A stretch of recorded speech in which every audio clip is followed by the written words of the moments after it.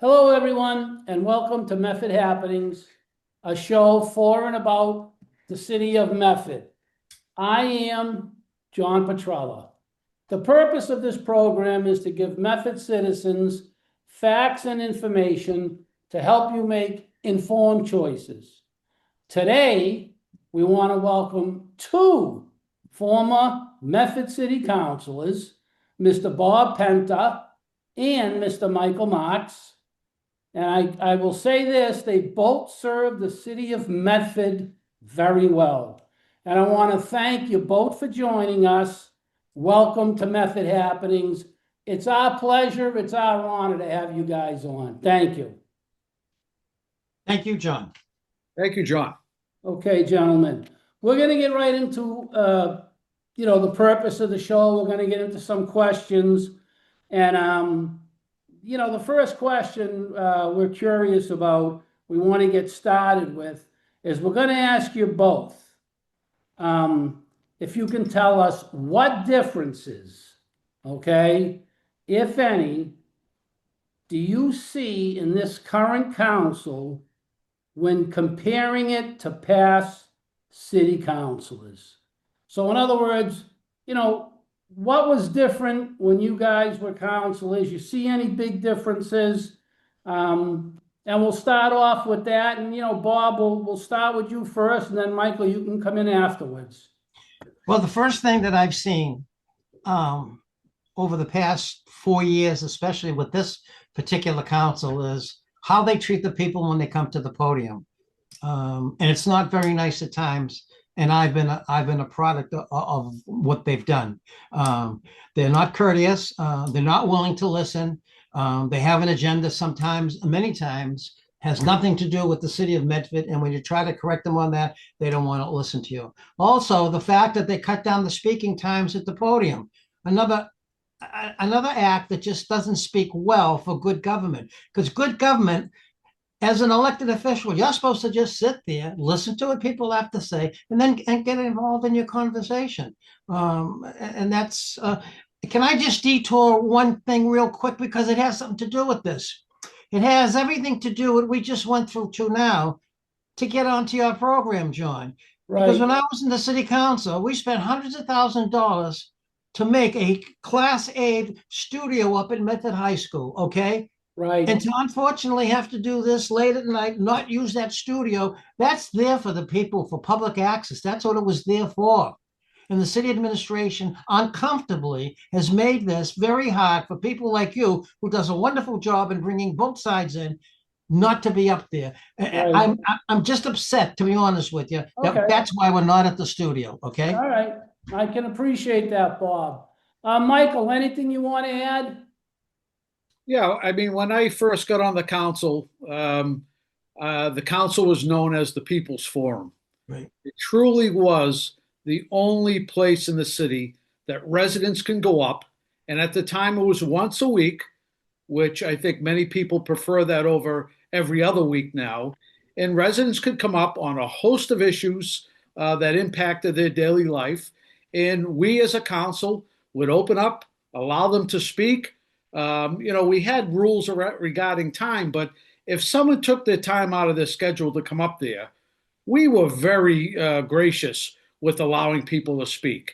And we never shut off people. I think Bob can attest to that. We let people vent, and sometimes they just wanted to come up and vent, but we gave them a forum. And I think that's what's lacking now. Residents are frustrated because they don't have a forum to speak. And when you get to speak, you're cut off, you're rude. Members of the council, certain members, are very rude and condescending. And they really make people feel like they don't want to hear what they have to say. And, when you get rid of the only forum in the city, I think that says a lot that, people have nowhere else to go.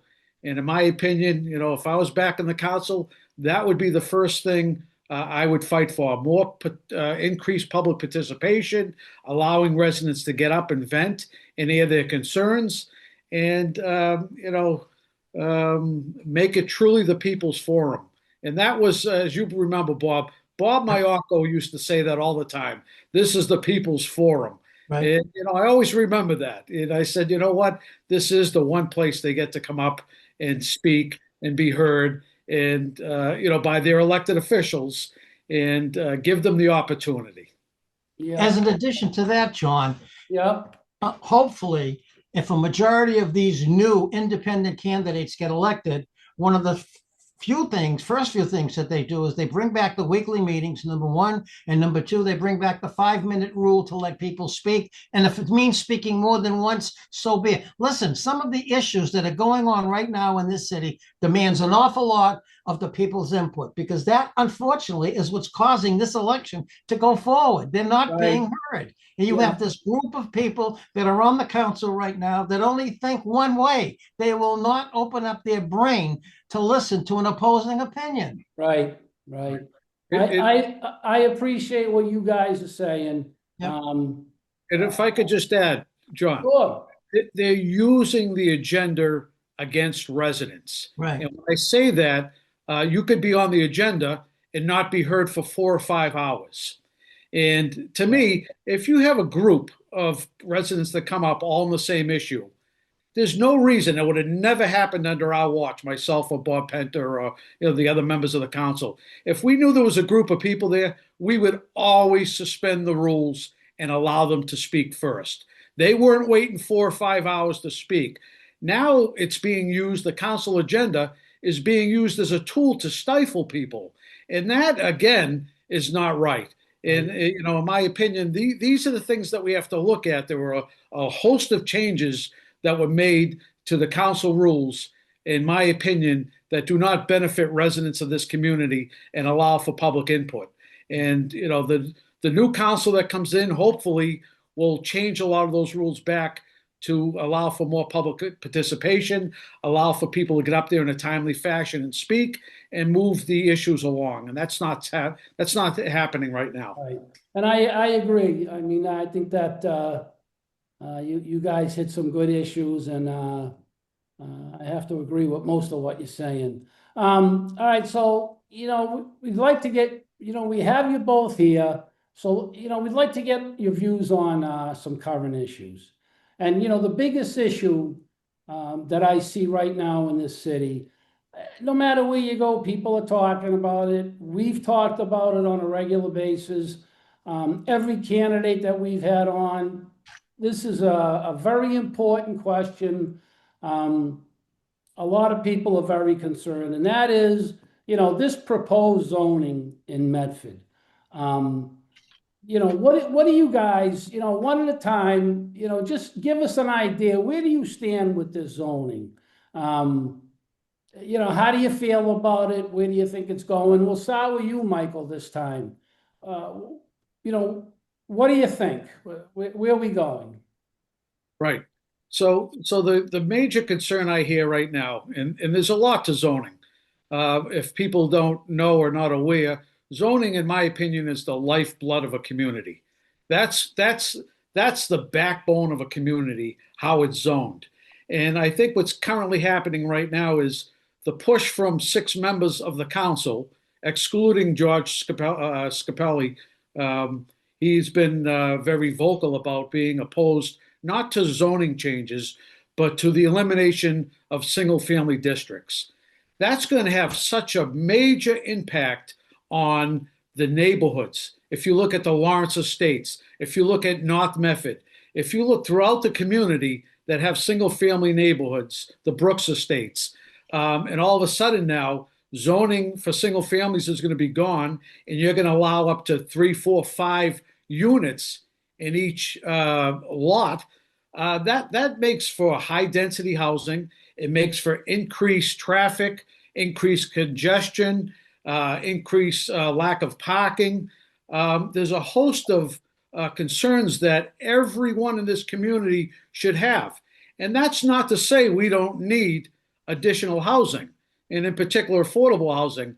I think Chapter 40B, which is the state law that provides for building with affordable housing, that does increase the stock of affordable housing in the community. Does it do enough? That's up for debate. But right now, to change the fabric of this community, and let me just say, John, it doesn't just change single family areas. I live in Wellington, and it changes two-family areas as well. So if you look at South Medford, if you look at Wellington, Haynes Square that has a lot of two families, they're talking about changing a two-family into a 4 to 6 family. And think about it. That just doesn't impact your neighborhood. That impacts infrastructure, water and sewer. That impacts school size, class size. There's a lot of ramifications right now that I think that's the most pressing issue. I think every resident in this community should be concerned and should really pay attention to what's going on. And in my opinion, was elected 26 years. By far, this is probably the most important, crucial issue that faces this community right now. Yep, I definitely agree. Everyone's talking about it.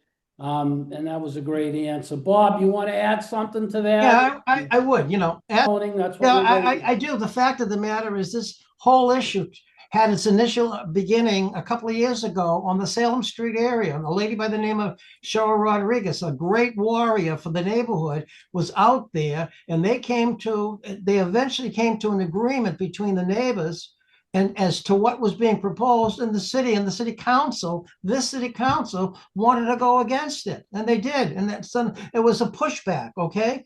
But what they were proposing to put you into a 4,000 square foot lot, and they're allowing you, if this goes through, anywhere from 1 to 3 additional units. They're also taking the 75-year-old homes that are in a particular district, and you'll be able to put 2 to 3 more in-house people in those 75-year-old homes.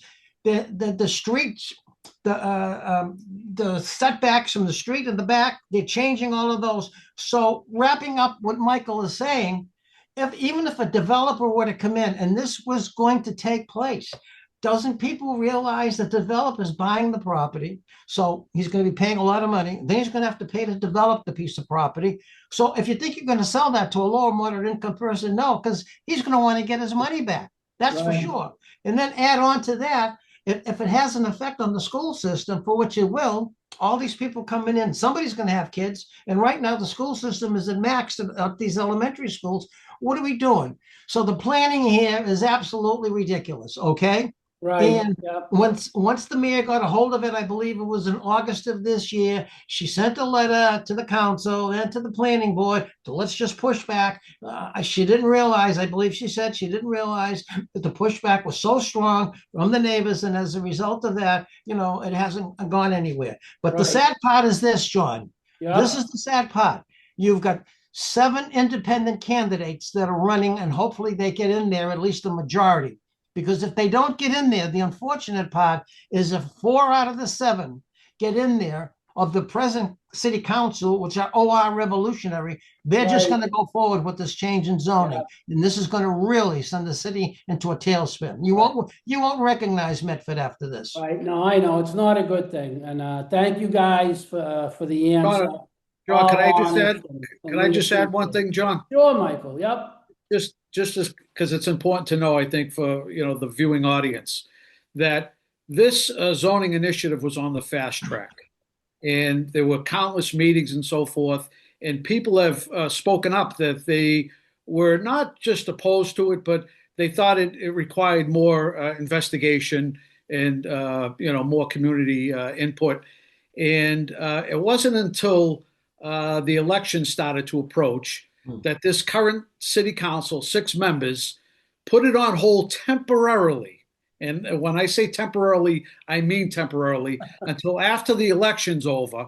And in my opinion, if we reelect 6 of those members, this zoning is going to fly through. The very fabric of the city is going to change 1,000%. So we have a unique opportunity to stand up and say, you know what? We don't support this current zoning change. We do support taking a look at zoning and how we can improve it. But we don't support this current zoning. And the only way I tell people all the time to send a message is to look at the candidates right now that are talking about, hey, let's take a step back. Let's carefully approach this zoning and see what we can do. And if you look at George Scarpelli, Rick Caviello, Patrick Clerkin, Paul Donato Jr. has spoken about it. Melody Tringali, Nate Merritt, Nick, Nick Nick, Julio. Yeah. Yep, they've all spoken about it, saying that they're definitely going to review this and take a much longer approach to make sure every neighborhood's accounted for when any change and every input is accounted for.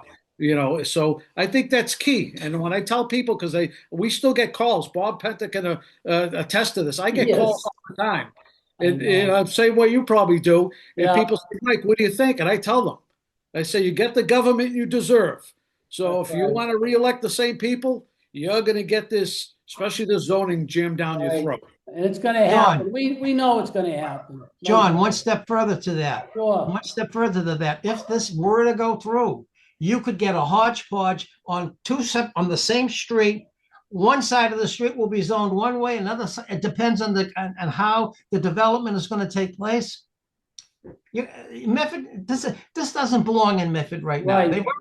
They've got 1,000 new units coming on board.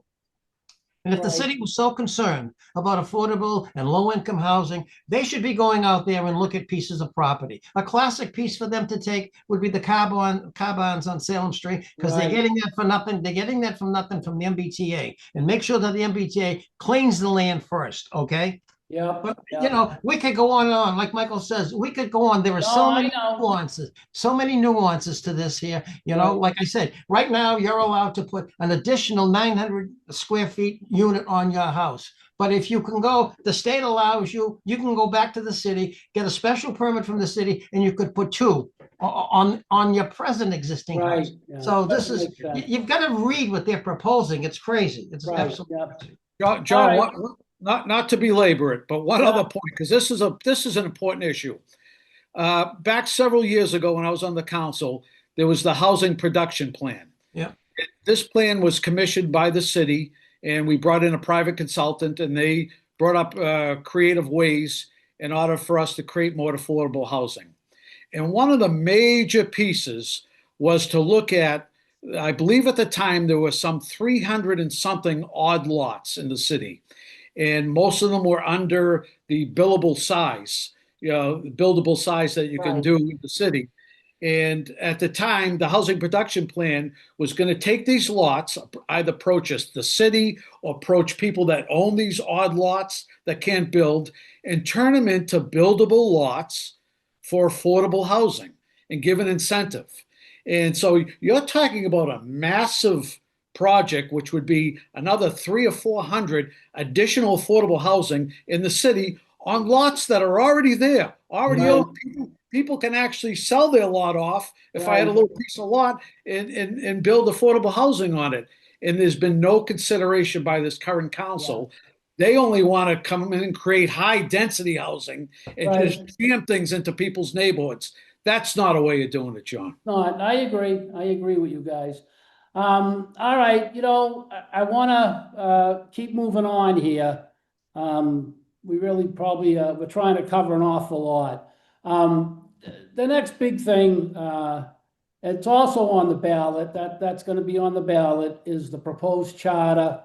Basically, I don't want to get into too much detail. We've talked about this quite a bit on this show.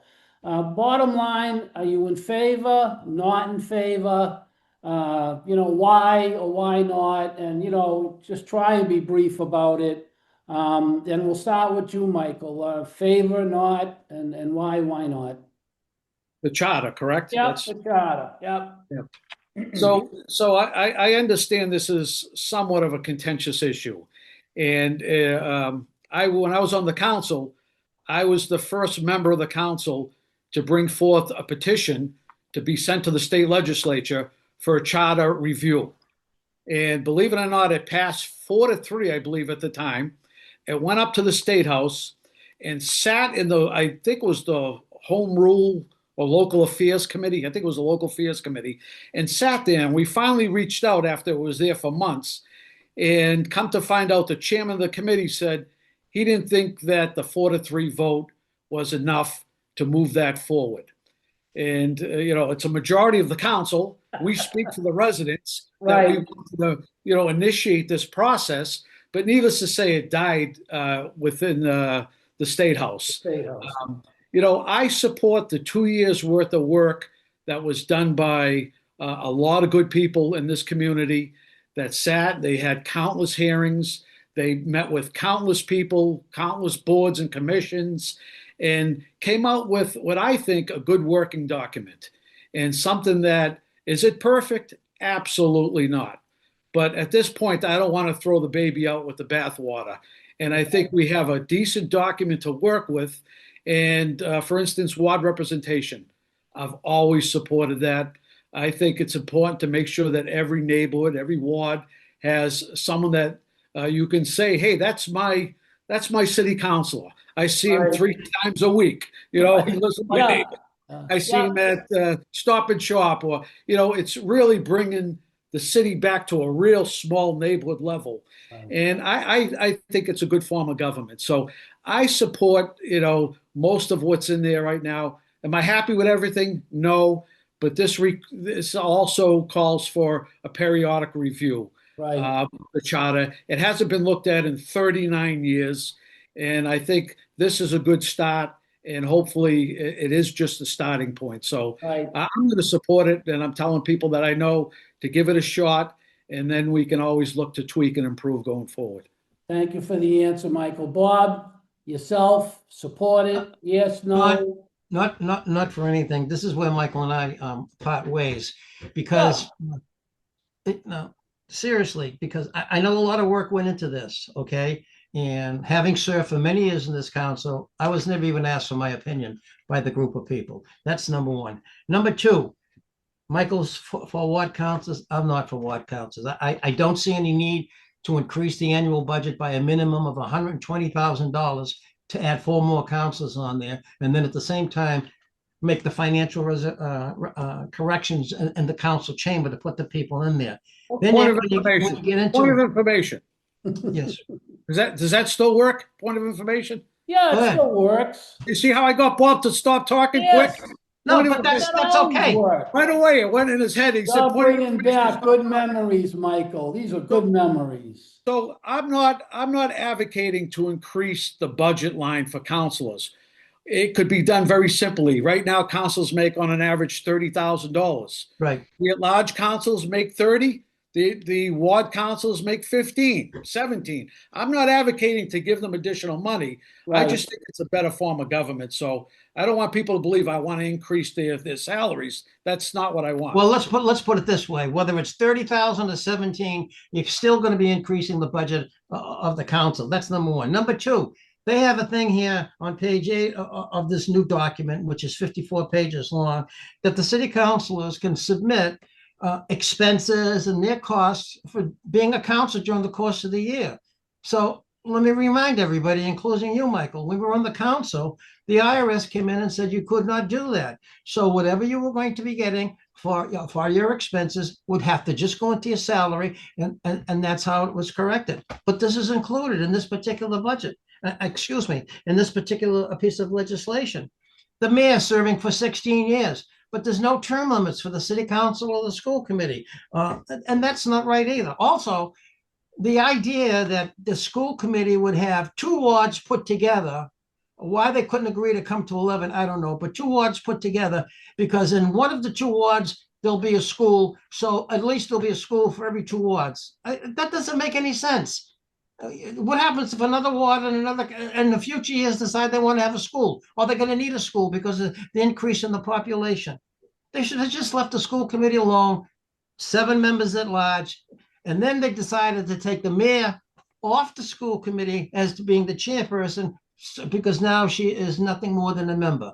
So think of this logically. If she sits on that school committee as a member, but he or she in the future is also a mayor, that's the money person in the city. Do you think you're going to put a non-money person that's going to sit in the chair, that's going to be arguing with the mayor, who's going to be sitting on the floor? I don't think so. Plus the fact, John, this has always been my belief. When I ran for office, I knew what my duty was. I had to go out there and campaign, And I lost 36 pounds my very first time out there, ringing the doorbells and having people meet me, passing out my literature and going forward. I'm a firm believer, if you really want something that bad, then go for it. Because that's how this city of Right. Medford has gone on for so many years. Since 1939, they've had 7 councils at large. So by just increasing them, the next argument would be, let's just say I'm coming from Ward 8 and wards 2, 3, and 4 don't like me. Okay, for whatever the reason is, they don't like me, my style, whatever I'm proposing, I'm not going to get anywhere with them. But if I was at large, it affects the entire community. And you could see that through the years. And I'll tell you Right. another thing. The camaraderie that existed with 7 councils in the past, even when Michael was there, at least we got along. We have differences of opinion. This Right. is just going to open up a ball of wax that somebody in Ward 8 needs something that's more important, and they're going to consider it more important than Right. another ward and this and that. Yeah. And then you're going to get into this political angle. It's just, I don't know. But Okay. no term limits for councils, no term limits for school committee, but the mayor gets 14 years. I don't know where that comes from or Right. where the logic to that came from. Well, yeah, listen, I thank you. You both gave us honest, answers. The only thing I can add to it, to me, it's a living document. And I know there's a lot, I agree, there's good in there and there's things I don't like, and I think everyone's gonna find that. One important And thing, you just John, gotta balance it out, but it is a but living one document. important thing. This Sure. is a document that got passed by the legislature and I signed by the governor. understand. Okay, Yeah. I've got it right here, 50 some odd pages. The taxpayers of this community should have gotten a copy of this document, be made available to them so they can read it. Yeah. They Agreed. can't read it. I They're down know. in the city clerk's office and they think you're talking Chinese to them. Can we get a copy of it? And the Right. registrar of voters should have a copy for anyone that would want it, even if they, not everybody has a computer to go on and Right. read it. No, I So if understand. it's such a Yeah. good document, and if the city thought it was what would it be to spend a few $1,000s and mail it out to every registered voter? Yeah, I don't know. I don't have the answer for that, but all right, we're gonna move on. Go ahead. And it's nice to see that people can disagree and still get along, still go out for a cup of coffee together. That's why he's on the other side of you right now. Okay, so, this is sort of a two-part question. We've already had an override passed. I don't know, how you guys felt about it, but, there's talk now, new high school, okay? Is it gonna be refurbished, the costs, is it gonna be override, debt exclusion? There's a whole lot more going on. What do you think about, if you were on the council right now or the school committee, or you had some kind of a say in this, which way do you think you're gonna go? As far as how do you get a new school? How do you do it? What's the answer? First of all, John, last year, when that override for $456 a year and keep going forward, the only way that's ever going to come off is the council is going to have to vote it out or put it on the ballot. Plus the fact that 456 has got nothing to do with the tax rate that's going to be set. So that's going to be 456 over and beyond. But the fact of the matter is, you keep talking about, you'll tell me why there is a need for a new high school. Because number one, if the school had been maintained like it should have been, we went through this with all the elementary schools after so many years, they didn't take care of the schools and they're in almost the same condition right now. But that's not the point. They put a new science lab in there. They did the new section over there where the pool is and stuff like that. The infrastructure of our city is in desperate need of help. The high school is not falling apart. You have to have a sense of priority of where you're going to go in the city and how you're going to spend your money. Okay. So therefore, I would hope that this new council, when they come in, they look at that override and just saying, hey, when that override was passed, John, there was $28 million in city monies in free cash sitting there. And the override was only for $7.5 million worth of what was needed at the time. So they could have deducted that from the $28 million, but they didn't do it. And the unfortunate part is the at present city council doesn't think like this. Okay. They have more on these national issues and more on these social issues and whatever it might be. They don't know how to think about Medford and where it's going and how to spend the Right. dollars. And that's the problem. And that's why you're seeing 7 new councils running this year, to get back and take a grip back of our city. And we've got to do it because you just go up there. Who do you think's going to keep paying for all these things? It's the taxpayer. Right, Okay. there's no doubt about that. And that's just it. Common sense. You Right. need common sense when you're going to spend the taxpayers' dollars.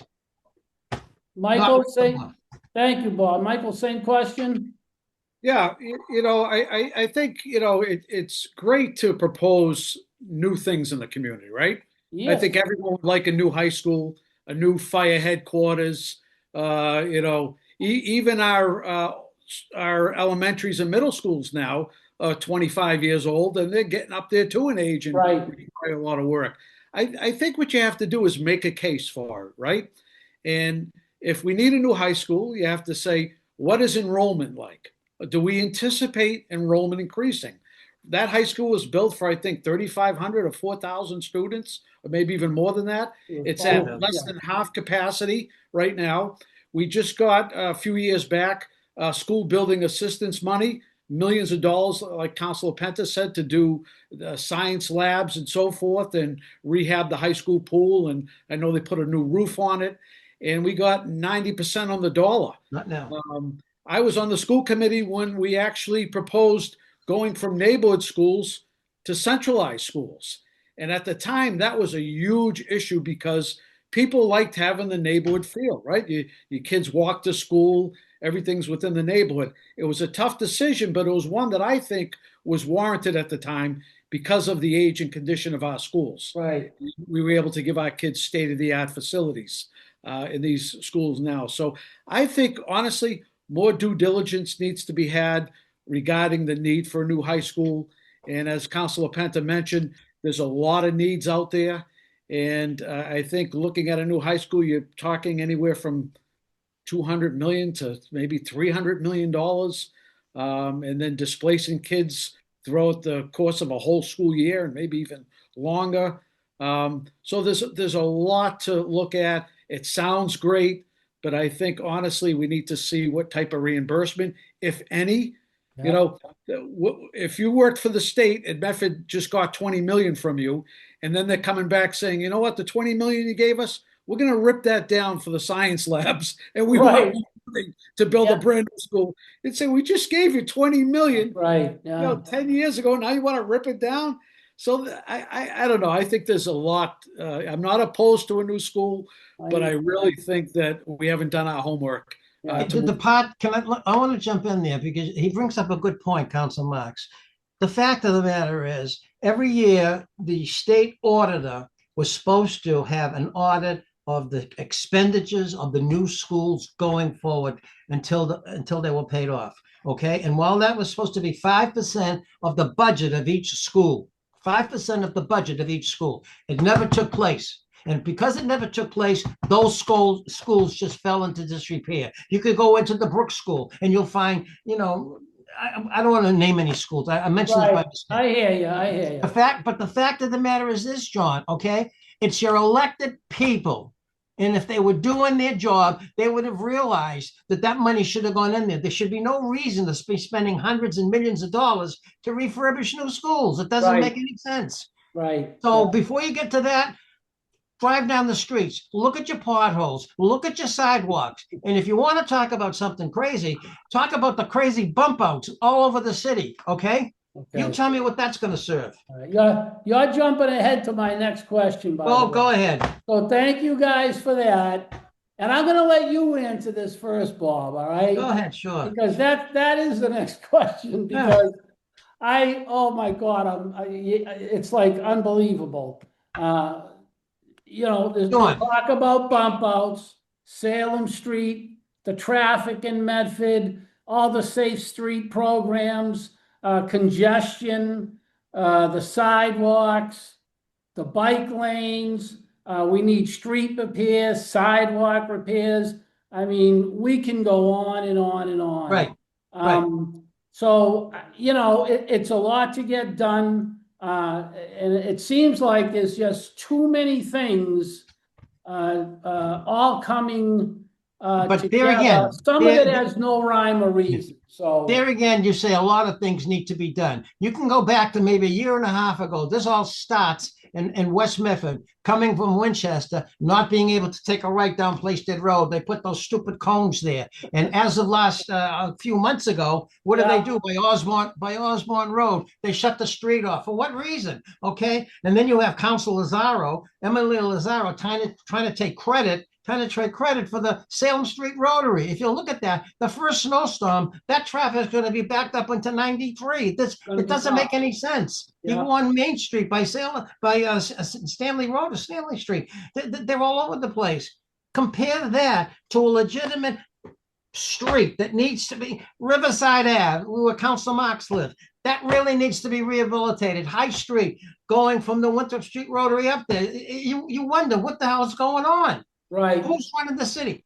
And you know another stupid thing, John? If you drive on Mystic Ave, okay, next to the Great Beer Garden, you go a little bit further down, they have a bike lane in the middle of the highway, okay? It doesn't make any sense.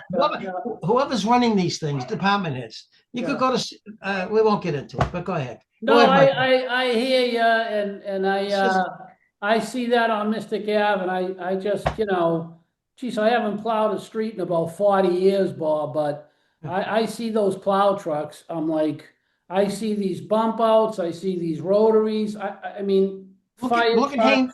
Look at Haynes. I don't know how Square. they're gonna do it. I really Look what they don't. did in Haynes Square, for God's sakes. Yeah, When they no, yeah, you're right. It's gonna be extremely tough. I appreciate that. And where were the councils? Not one council speaking up, at least, no matter how. Even it's just. I know. That's why I you know. need a new Frustrating. direction. You Yeah. need a new. The direction should be Medford. Let's do Right. a Medford direction. Right.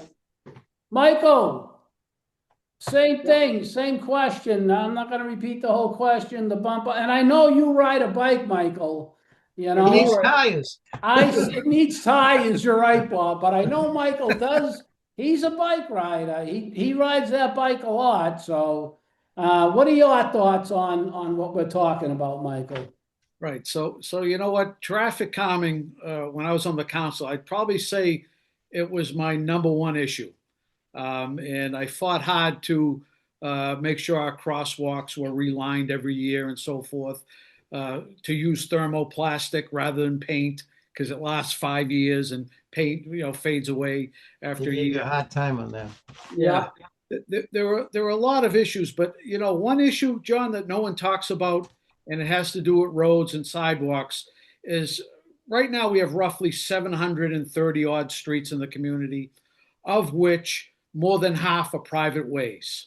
And on a private way, the city will not typically get involved with the repair of a sidewalk, the cutting of a tree, the maintenance of a road, and you pay the same tax as everyone else. So if I happen to live on a private way, I don't get any of those services, but I pay the same tax as the next person. Right, you do. Private way. Yeah. And to me, that has to be a number one priority, that every street in this city is treated the same, whether you're private or not. If the city has to accept all the private ways as regular roads, they have to go through a process in order to do so. And there's no reason when people would call me up and say, hey, you know what, how come they won't plow my street, or how come they won't fix a pothole, or cut this tree down? And I say, well, you live on a private way. That's unacceptable. It's unacceptable. No, yeah. And I agree with Bob with the bump outs and everything else that's going on. In order to get federal and state money, Bob will remember when we did projects in the city and got federal and state money, which was good. Right. It always came with string attached, right? And it would, like on High Street, when we had to do away with all the parking, when we did all the different road safety concerns leading up to the Brooks School, and they made us put a bike lane there. And the bike lane led to nowhere, which was one of my big gripes. So all of a sudden you have a bike lane, and then it ends when you get to the Winthrop Street Rotary. No, I you're on your remember bike, right? You're on your bike, and you're like, what do I do next? Right now I'm mixed in with traffic. So So, there's a lot of things that we don't put an emphasis. There's $0 in our budget to repave streets. Zero. All the money comes from whatever the state gives us. So there is zero money. So if we wanted to get serious, there should be a line item to pave a certain number of our 730 streets every year in order to, make the changes that we want. Right. If you want to just jump in real quick, when he talks Sure. about the brick school, there's an island down there. If you go down High Street in the island, and then in the wintertime, that sign that's in the middle gets knocked down 2 or 3 times by cars and trucks because they put the island in there, but they don't paint the cement the borders Right. in orange. They just leave it. I mean, you can just drive into it. I mean, Right. simple little things like safety, I mean, paint. What's a Yeah. little orange paint, a yellow iridescent paint, something, it just, Yeah, it- the it's one just, drivers, yeah, one bike, people riding bikes too, it's the same. I know. hey, you talk about riding bikes. If the police department really wanted to make some money, they could do it with these bikes. These bikes should be registered and insured. These guys driving down the street and girls going through red lights, cutting people off, and then giving you the finger after they do it. Please, Right. please. And it's John, the not city, just, by the the way, it's not just bikes. I see every kind of electric scooter and Well, wheels, and them I'm too. amazed at what's out there. It is, it's amazing. John, the city implemented a pilot program Hmm. probably 10 years ago for permit parking. Right. 10 years ago, and we're still under the very same pilot program. It's the longest pilot program in the history of the United States. So it shows you that we not even a crawl, we're at a snail's pace in Right. this city to get Yeah. anything done. Yeah. It's really sad. It It really is, is. it is. Maybe we'll But you get know a something, Guinness John? Book of Records, John, you this know? this all reflects back on the council that is there right now. Back to the days when Michael was there and I was serving.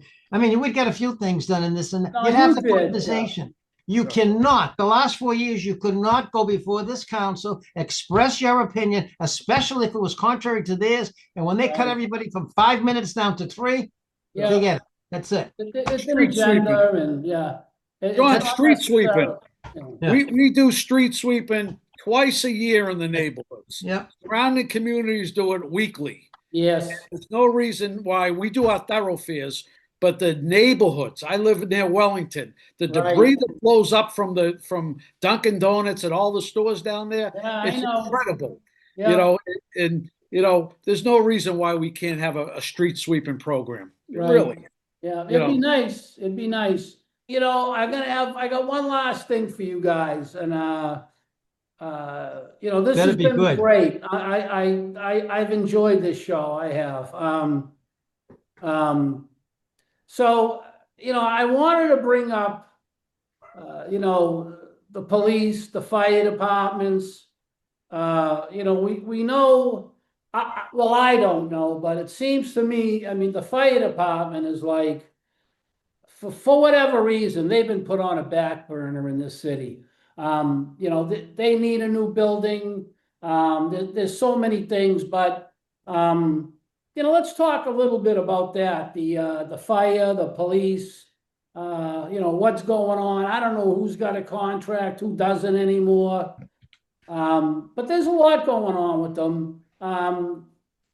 Michael, you mentioned it earlier, so we'll go to you first. I mean, the fire department, I guess they need a new building. They deserve a new building. What do you think? Well, when I was a member of the council, myself, Bob Penta, and the rest of the councilors, we did a tour of all the fire stations. Right. And I would venture to say that there's not one councilor except for George Scarpelli that's been in all our fire stations now. And really, many of them were in deplorable condition. They're 90, 100 years old, some of the buildings. Many of them lack just the basic amenities, like the showers and the bathrooms. And these are places where we're telling our brave men and women that spend 24 hours a day, back-to-back days. Right. And, when you go in, the kitchen, is very close to the apparatus, which, leads to a lot of different concerns, health concerns, Right. fire safety equipment that they use. their coats and so forth need the proper cleaning after a fire for the soot and everything else because of the carcinogens and so forth. So there's a lot of issues that really need to be addressed. And when it comes time, I've always supported our brave men and women in the fire and the police, and they're out there. When you need someone, they're there. When you have a concern, the fire department's there. When you have a concern, the police department's there. DPW. I mean, you could go through the list. Our teachers. We have a lot of good municipal employees, but unfortunately, I think a lot of their concerns are not heard, and even when it comes to properly paying them, I think there's a lot that can be done to. Sometimes you can't show it monetarily, but you show it in other ways that you're appreciative of what they do for our community. And part of it is giving them a facility which they can be proud of, equipment, cars, trucks, everything they can be proud of. So that's where I stand. I've always been a big advocate. Those are difficult jobs. In this day and age, they're even more difficult. Yes. It's a tough thing. Yeah. It's a much more complicated job too. Right. Bob, anything you want to add? You also have your first responders in there, and Yep. they too, the first responder, they too. Just not a lot, because he basically hit it. Personally, me, if I were back in City Hall, my concern would be the contracts. There's no reason to have contracts go over and beyond their due dates of when they should be renewed by. You negotiate a contract for 4 years, whatever it is. Once it's done, you should just go right into it. Not wait until maybe 6 months before. And then when you go to these contracts and you go to these meetings and you hear about the fire and the police say someone doesn't show up, and that just pushes it back and pushes it back, and for whatever it might be.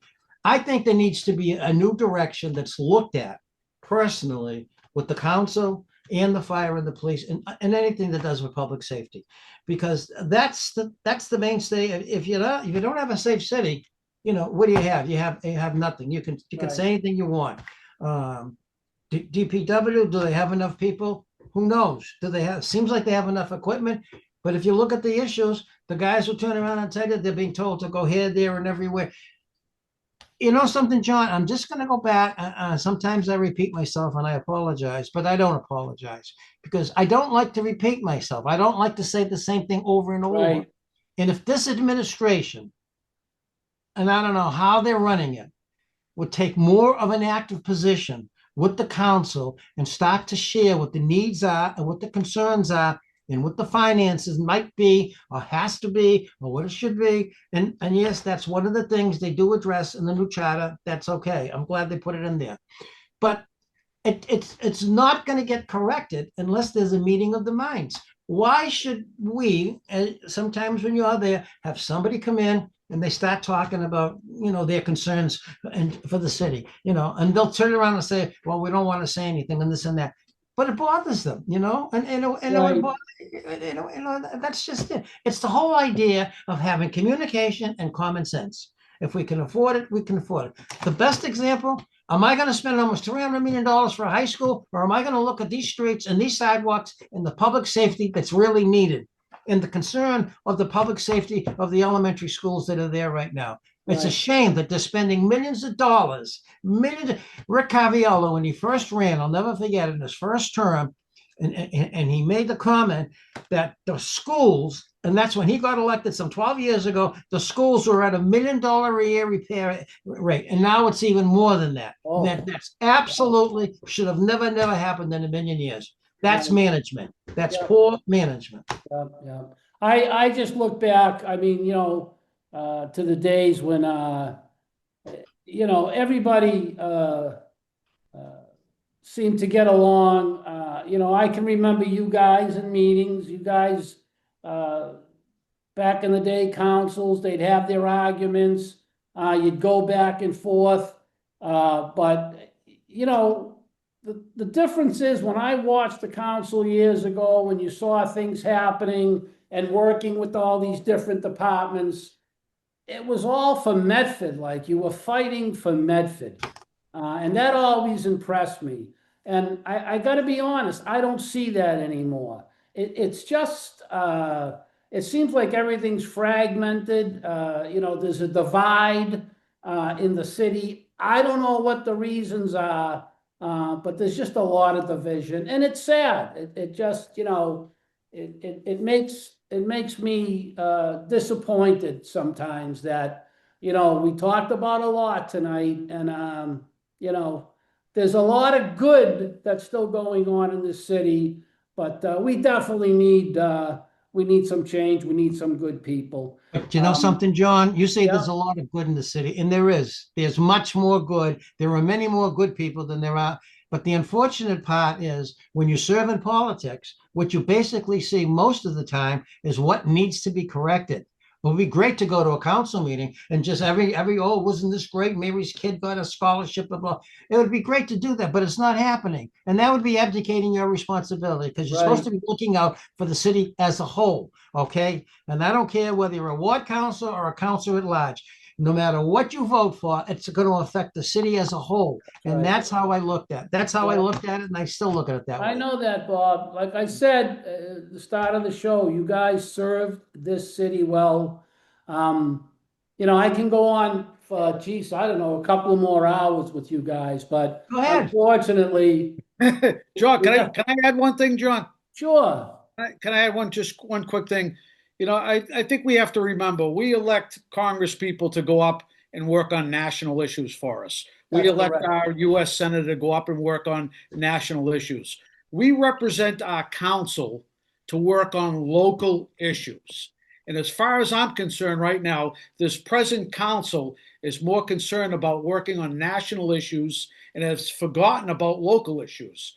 So, in my opinion, on November 4th, if you're looking for a council that's going to reunite and take back and work on local issues and make that a number one priority, you have to look at Melanie Tringali, Nate Merritt, Nick Gerullo, George Scarpelli, Rick Caviello, Patrick Clerkin, Paul Donato Jr. Those are the people that are going to protect our neighborhoods and put Medford first and work on local issues. And just my last point, John, I Yeah, really want to thank you and your team for providing one of the only local access programs. I know right. you work with Bruce Patterson, who's been awesome to work with, Paul Garrity, yourself, Marco Crignali. What you guys are doing, really, I can't thank you enough. We don't have a local paper. We have no other way. We have a council that doesn't work for the people. Right. Your show is doing yeoman's work and just getting out. Like you said, this is a show for the city, for the people. That's There's it. nothing more to it. Yeah, And you welcome everyone on it. If they yeah, don't take advantage, yeah, that's their problem. You yeah. welcome everyone on your show. And And I that's want to thank you. I want to thank you, Michael, because we really do appreciate it. And I do want to repeat what you just said. We have invited everybody on this show, and every, counselor, everyone that has anything to do with Medford, all the politicians, whatever. And, some people came on, and we welcomed everybody, and that's it. That's all I can say. So, but I appreciate, John, you know what y'all like? Y'all like Medford's Joe Rogan, okay? You're his podcast, okay? Because your group of folks are the only well, ones that have done anything, yeah, okay? You yeah, don't listen. Michael forgot one thing. He mentioned the six people, the names there that are running. right, They seem to forget that the people that they're running against have thousands of dollars. They have yeah, thousands of dollars coming in from all over the place. That's why the people of Medford, if you're really serious about wanting to save your city and elect people that yeah, are independent, okay, you've got to get out and vote for these seven people. right, The, yeah, the shame to the whole thing is these folks, they don't own businesses. They have no idea what it means to pay a more, I mean, not a more, I mean, to pay the rent, to pay taxes, to pay insurance. It just doesn't make any sense. But I'm going to go back to what I originally said. It's this: when somebody comes to the podium and they're mistreated rudely, okay, and as Michael earlier said, sometimes they're even condescended. And I, being a former member of this board, for many, many years. And at times, not only were I disrespected, wasn't even allowed to speak, okay? That, that's what's wrong. That's what's wrong. That's why they should all go. Yeah, no, and that's happened to quite a few people, and I'm including myself, but, Yeah. listen, thank you, guys. John, the Charter Review Committee. The Yeah, Charter Review Committee, comprised of residents of this Oh. community, spent 2 years of their life working to put together the charter. Yeah. Whether you like it or not, it's different. 2 years. They finally got all their recommendations. They went up to the council, and the president of the council told the two chairmans when they were going to go up there and speak after countless meetings Right. and 2 years worth of work, you have 2 minutes to sum up what you did in 2 years. Right. That's a disgrace. Yeah, it was. I was there for that meeting. Yeah, yeah. And John, the bigger That part of was that, tough. the bigger part of that disgrace, what Michael was talking about, how they made a last minute deal that nobody even knows what the deal was, which No, I changed the vote. Right. No, I know. Hey, listen, we gotta. What, do you gotta go? Yeah, we gotta call it a night, Bob. Like I said, we're gonna have to have you guys come back on to finish this. But yeah, we sort of have time restraints, but Time restraints. Wait, you're not even in the studio. Where are you? I for know, God's but sake? I still have time No, restraints. We please. still have to edit the show. There's still things we have to do, so. I'm not trying to give you I'm not trying to give you a hard time, Oh, but I know. I'm a firm believer in that studio issue. We Yeah. spent many hours and hundreds of thousands of dollars. And for that Right. studio not to be open at nighttime and do things like this, that's what it's all about. Right, yeah, Okay? yeah. It's not a 9 to 5 job. Yep, it isn't, but well, that'll be taken up another time.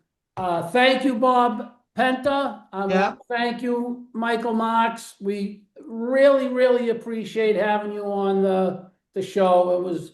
It was great talking to you guys. So with that, thank you both. Thank you. Thank you for the way you served the Well- city for all those years. Well, let me ask you, the next time I come on, will I get a blue background?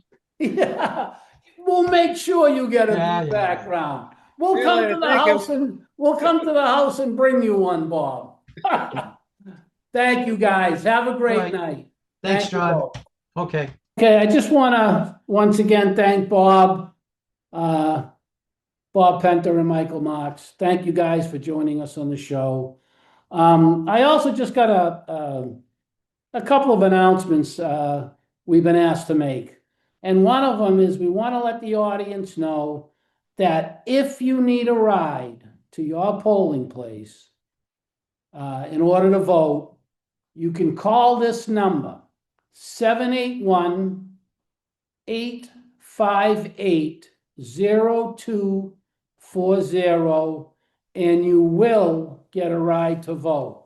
Once again, if you need a ride to the polls in order to vote, that number is 781-858-0240, and they will actually take you to the polling place. And I just want to add this to everyone. I hear people say they're not into politics. All I'm gonna ask is, it is time to educate yourself. The future of Medford, it depends on it. So I just hope you get out and vote. And I'm just going to end with, it's your civic duty to vote. So please, your vote matters, your vote counts. And that's the two messages I want to get out there. And I just want to take a minute to thank everyone who has been watching our show. And thank you for your feedback. And I can honestly say it's been 90% positive. So it's a good thing. A couple of negatives, but it's part of it. So we'll take the negative too. If you would like to share a comment, if you're opening a new business, you have a business now, you represent an organization, you have an upcoming event. If you'd like to appear on a future show, you can contact us at Medford Happenings 02155 method.happenings@gmail.com. Once again, methodhappenings02155@gmail.com.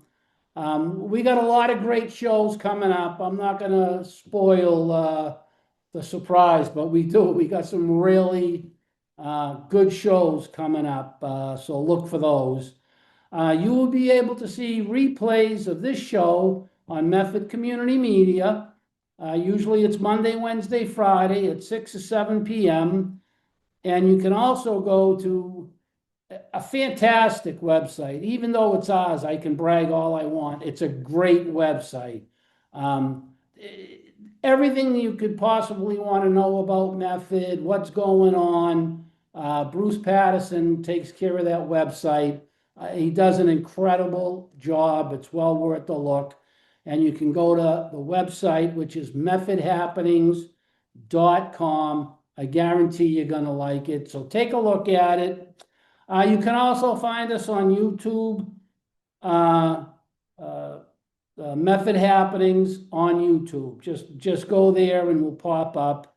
And for the Method Happenings team, Paul, Marco, Bruce, James, and Margaret, I'm John Petrella, and I say it again, get out and vote. Your vote matters. And please, the most important thing we ask, stay informed. Thank you, everyone.